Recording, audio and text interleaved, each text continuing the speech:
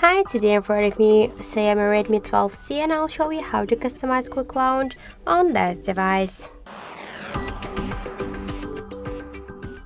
If now, for example, by double press to the power key button, you open the camera application, but you wanna use, for example, the torch, the flashlight, and you don't know how to do that, so I'll help you. First, you should open the settings and then scroll down to the additional settings. Then go to the gesture shortcuts and tap to launch camera. Now we will see here the double press power button.